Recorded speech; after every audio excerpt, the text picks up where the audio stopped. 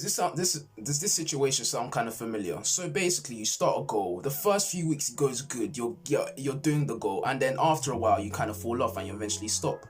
Well, that's like a similar situation with most people, and it's because you're not consistent. Consistency is key, they say. Everyone preaches this, but no one actually tells you how to be consistent. People just say that, oh, okay, you should just put in the work in, you should just have the discipline to be consistent. But there's actually some techniques that I've read in my recent book called The Compound Effect that I've read recently that actually help kind of hack your way to actually improve your consistency. Let's kind of get into it now. Last week I decided to actually purchase like my first self-help book called The Compound Effect. I was interested in this because I didn't really get the title. There was a pleasant surprise when I opened the book. I was actually greeted with some valuable information that I'm going to try and share with you guys, because that's the purpose of this channel. I'm trying to share information with you guys that I learned, because I'm not the finished product. I'm just trying to make these videos to help myself and other people that are going through the same things that I'm going through at this period of time. The book was actually quite good because it wasn't one of those books that, like, if you believe you achieve your dreams of reality. It actually showed out foolproof methods of actually improving your productivity in other areas of your life, which I'm going to cover some of them now. The two aspects that actually help build consistency: your choices and your habits. To build consistency, you must be first aware of the choices you make. The compound effect works at every moment of your life. It can either work for you or against you. I'm guessing you want to make it work for you to help improve your consistency. Every choice you make has the potential to change the trajectory of your life. So the main kind of equation for this is make more goals that contribute to improving your consistency by making the same action every day, and refrain from things that might obstruct your potential to achieve consistency. Let me give you an example for this. For example, in the goal of losing weight, focus on making choices that could result in you losing weight. For example, thinking every day, what can I do to help me get close to my goal of a 5 kg loss? For example, you could actually implement this by taking a run every day, going to the gym every other day. Being conscious of what could lead you towards your goal every day could help you be consistent. But you also have to look at the choices that lead you to not be as consistent in achieving your goal. For example, you should probably refrain from sitting around all day and watching 360 episodes of Bleach in 1 week. I'm talking to you, G. I know some of my mandem that watch anime are a victim of this. Fix it now. The first step to changing your choices is becoming more conscious of your choices. A way to actually improve this is by tracking the choices you make in a certain area that you want to improve every day. So, for example, for the losing weight example, tracking your calories every day. So you could pick out a day where you track every single calorie down to the actual calorie, and that makes you more conscious of the choices that you're gonna make in order to actually see if that'll improve your consistency or not. So when you are conscious of the choices that you want to make, if you're conscious about how many calories you're consuming, you're gonna be more likely to refrain from consuming calories. Because let's say you are about to have a snack, you see like a cookie, for example, that's 300 calories, but then you see an apple in your fridge, you're more likely to pick the apple, as you're conscious that you're kind of tracking your calories and you just don't want to write that 300 calorie cookie down on your list for your daily calories. I did this one time, and my realization was that I found that I spend way too much time watching YouTube while I was eating. Like, for like a meal that should be taking me around 10 minutes to eat, I'll spend my time going through like a whole podcast that's like an hour long, and I wouldn't even realize the time's passed.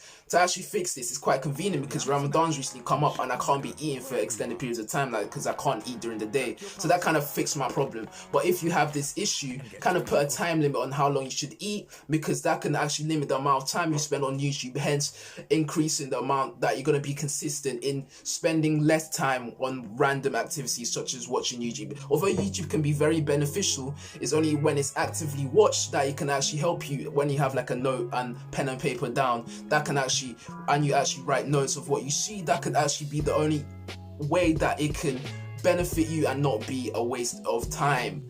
For example, you probably should get your notes down right now, because I'm guessing you'll probably don't have a note and paper, but I feel like this is valuable information. And then if you have this written down, then less likely you are to like kind of return back to this video and forget what I've told you, and the more likely you are to actually implement it to actually improve your consistency. Now I kind of realized that I spend too much time on YouTube. I can actually direct my energy and my time in other productive areas, e.g. making YouTube videos and actually trying to get my deadlift PR in the gym.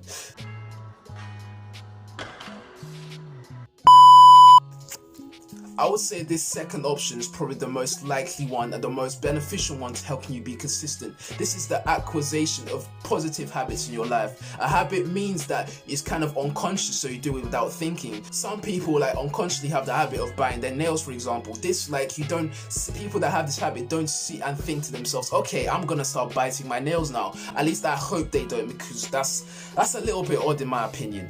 The main premise is this helps build consistency as your mind subconsciously and unconsciously wants to do this action without you even thinking. This means that you can direct your energy in other productive areas, such as trying to achieve a deadlift PR in the gym.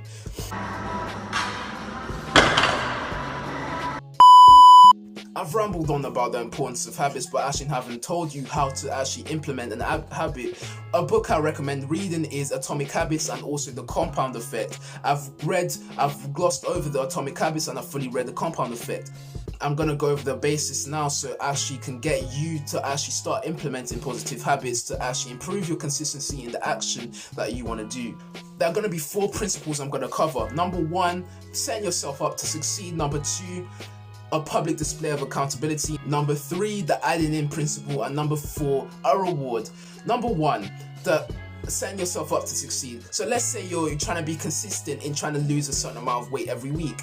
It's probably best that you actually have the things that could divert you away from achieving this not in your presence. So what do I mean by this? For example, let's say you're trying to lose weight and you have unhealthy foods in your house. What I suggest here is actually like putting those foods in a place that kind of requires you to take a mental effort to actually get to. So instead of having it in your cupboard, the second you open your kitchen, you could hide it in a cupboard that you actually have to get a stool to reach. Most of the time you realize that, okay, I don't think this is worth it, and whilst you're actually trying to get the unhealthy snack, the chocolate bar, you're going to realize, okay, this is going to divert me away from what I'm trying to achieve, and you probably refrain from the action. Over time, this helps with consistency, as over time you'll be less likely to actually try and find the unhealthy food, the chocolate bar. So this helps build consistency and helps you achieve your goal quicker.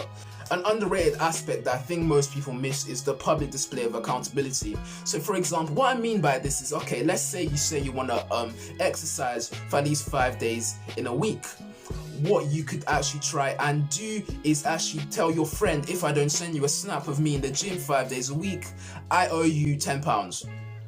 Yeah, sounds like a lot. I know this is a great incentive because people are not likely to want to lose money. So instead of motivation being your drive to actually complete the task, you have something to lose now, which is £10. And it would be quite dumb to lose £10 over something they can easily control.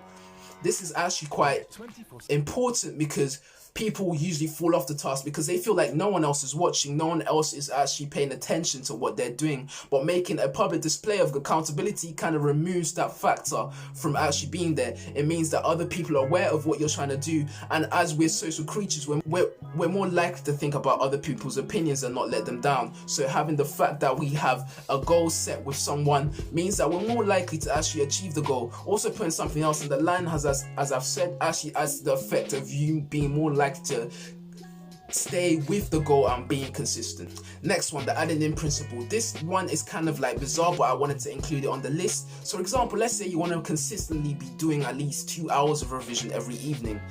What I suggest you do is kind of swap it out for something that you don't think is productive. So let's say you spend like 4 hours every evening watching anime. This Adenine Principle means that you kind of swap out the 4 hours you spend watching anime with 2 hours spent doing work. This means that you actually have an incentive because the time you usually spend watching the anime, you actually know that you're supposed to be doing it on your work now. The Adenine Principle works because when people try and remove other habits, they forget the fact that they now have free time, and it means that the free time means that, and if they don't have something productive in that free time, they're more likely to return back to their other habit that they began with. Last and probably quite important as well is the reward, because like let's say you've been working a lot recently, I think that you should kind of deserve a reward. People often mistake this fact by like, okay, I've worked for 2 days this week, I deserve the rest of the week off. But when a reward is actually needed, it can actually help you be more consistent as you're actually looking forward to something after you've completed a certain number of tasks. I think a reward is quite good because it feels that, because after I've experienced this, after like working for extended periods of time